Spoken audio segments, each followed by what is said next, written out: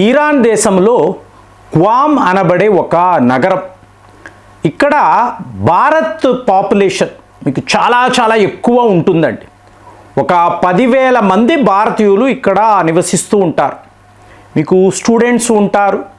అలాగే మీకు షియా ఐడియాలజీ మీద పరిశోధనలు చేసే రీసెర్చ్ స్కాలర్స్.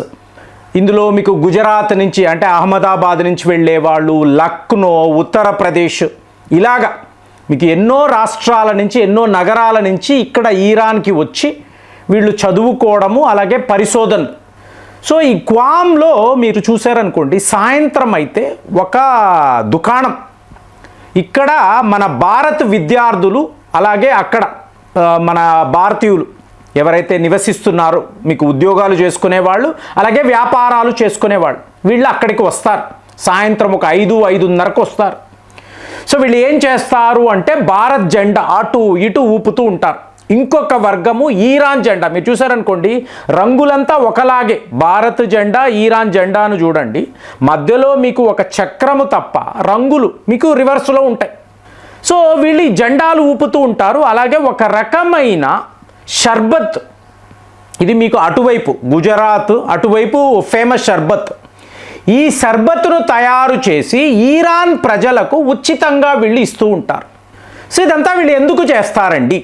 మీకు ఈరాన్లో ఒక నగరములో భారత్ జెండాలను పెట్టుకొని వీళ్ళు అటు ఇటు ఎందుకు తిరుగుతున్నారు? ఇలాగ ఈ షర్బత్తులు ఎందుకు వీళ్ళు డిస్ట్రిబ్యూట్ చేస్తున్నారు? వరల్డ్ లెవెల్లో ముఖ్యంగా వెస్టర్న్ మీడియా వీళ్ళు ఎందుకు అంటే భారత్ డైరెక్ట్గా ఈరాన్కి సపోర్ట్గా నిలబడుతుందా? ఇది ఒక పెద్ద క్వశ్చన్. అంటే ఒక దుకాణము షర్బత్ అనుకోవచ్చండి. మీకు నగ్న సత్యాల్లోకి వెళ్ళారు అనుకోండి, ఎన్నెన్నో విషయాలు ఇందులో మనం చూడాలి. ఇది ఓన్లీ సింబల్. మన జెండా అనండి, మన భారతీయులు అక్కడ ఉండడం జస్ట్ ఎ సింబల్. మీకు ట్రావెల్ అడ్వైజరీ కూడా ఉందండి. భారతీయులారా ఇమీడియట్గా ఈరాన్ని విడిచిపెట్టి వెళ్ళిపోండి లేదా భారత్లోకి వచ్చేయండి, ట్రావెల్ అడ్వైజరీ ఉంది.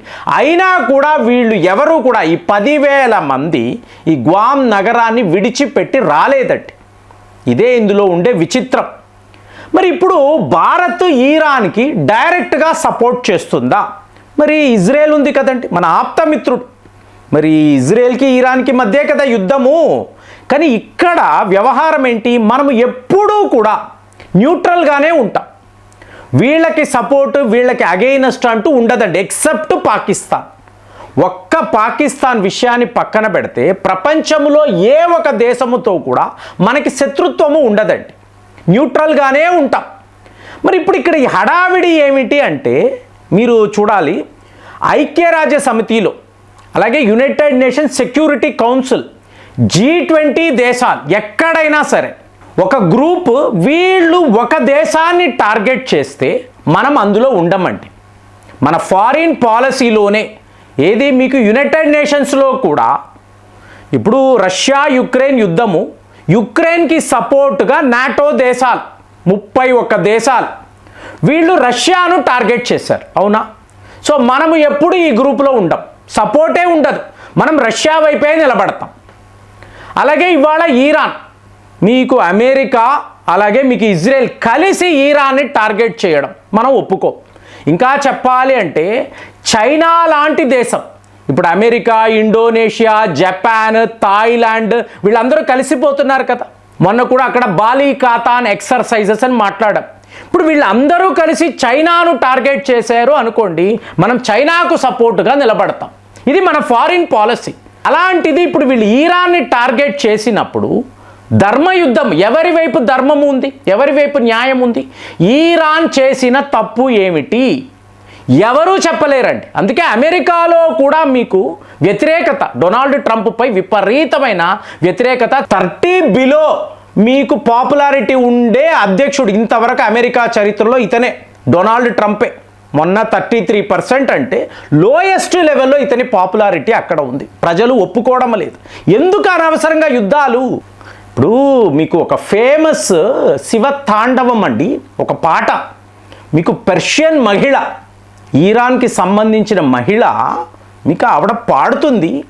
మిలియన్స్ అండి, మిలియన్స్లో వ్యూస్. సో మిత్రులు చాలామంది నాకు షేర్ చేశారు, దీని మీద ఒక వీడియో చేయండి ప్రేమ్ గారు, అసలు ఈరాన్లో ఇలాగ ఈ శివభక్తి ఏమిటి అంటే, మీకు మస్త్ ఈ కైలాస అంటుంది. మస్త్ అంటే మా సిద్ధు, కైలాసములో ఉండే మహాసిద్ధుడా స్వామి రక్ష రక్ష, మా ఈరాన్ని కాపాడు. ఏంటి, శివుడిని ఈవిడ ప్రార్థిస్తున్నట్టు ఈరాన్ ప్రజలంతా కూడా ఆలయాలకు వెళ్ళి, అంటే ఒకప్పుడండి 1890 అన్నారు అనుకోండి, పాకిస్తాన్ లేదు, ఆఫ్ఘనిస్తాన్, మీకు అక్కడ ఏముండదండి, ఏదో మీకు ట్రైబల్స్ నివసిస్తూ ఉంటారు. సో ఇప్పుడు ఈ బ్రిటిష్ సామ్రాజ్యానికి చెందిన వాళ్ళు ఈ పర్షియా ఈరాన్ దాకా వెళితే ఎటు చూసినా కూడా శివాలయాలే. షిరాజ్ అనబడే ప్రాంతం, ఇప్పుడు సిరాజ్ అంటే మీకు ఒక ఫాస్ట్ బౌలర్ ఉన్నాడు కదా, ముస్లిం వ్యక్తి అంట, శివరాజ్ పేరుతే షిరాజ్ అంటారు. అక్కడ మీకు అన్నీ శివాలయాలు, మీకు అక్కడ ప్రార్థనలు. అంటే అందుకనే అంట పర్షియా అన్నప్పుడు మీకు భారత్లో ఒక భాగమే, అందుకే అన్నీ ఆలయాలు. ఆ పేర్లంతా ఇప్పుడు క్వామ్ అని అంటున్నారు, ఓం అండి, ఓంనే వాళ్ళు క్వామ్ అని మార్చుకున్నారు. ఇప్పుడు మీరు వాళ్ళ ఆర్గనైజేషన్ ఆఫ్ ఇస్లామిక్ కోఆపరేషన్లో ఎందుకు ఈరాన్ మీద ఇంత కోపము అంటే వాళ్ళు ఇదే అంటారు, మనము ఎంత కన్వర్ట్ చేసినా ఎంత మొత్తుకున్నా ఈ దేశము ఏ రోజు కూడా ఇస్లాం మతాన్ని నమ్మదు. పేర్లంతా మీకు ముస్లిం పేర్లే, కానీ వాళ్ళలో మేము ఆరియన్ ట్రైబల్స్, మేము ఆరియన్స్ అంటే స్టెపీ పాస్ట్రోలైట్స్ నుంచి వచ్చిన వాళ్ళం, సుపీరియర్ రేస్ ఈ ప్రపంచంలో మేము ఆరియన్స్ అంటే అదే కదండి, ద నోబుల్ వన్ అంటారు. మేమే ఈ ప్రపంచంలో సుపీరియర్ రేస్గా ఉన్నాం. అలాంటి వాళ్ళు ఎందుకు ఒప్పుకుంటారు? ఎంత అమెరికా, ఎంత ఇజ్రాయెల్, ఎంత వెస్టర్న్ కంట్రీస్ అన్నా కూడా వాళ్ళు ఎవరి ముందు లొంగరండి. సో మీకు అక్కడ అంతా కూడా ఇన్ని శివాలయాలు. ఈ మేడం మీ పర్షియా మహిళ ఎంత అద్భుతంగా పాడుతుంది అంటే, మీకు శివస్తోత్రం ఎటు చూసినా కూడా. ఎందుకు ఇప్పుడు మీరు చూడండి, వాళ్ళ మిజైళ్లలో థ్యాంక్ యూ ఇండియా అని రాస్తున్నారు, అంటే భారత్ పూర్తిగా మా వైపే ఉందని వాళ్ళు నమ్ముతున్నారండి. సో ఇప్పుడు ఇలాంటి పరిస్థితుల్లో మనం ఏం చెయ్యగలిగామంటే, యుద్ధాన్ని ఆపడంలో మనది క్రిటికల్ రోల్. అంటే ఒక క్వామ్ నగరంలో ఒక స్టాల్ షర్బత్ ఇవ్వడము, జెండాలు, భారత్ జెండాలు అలా కాదండి.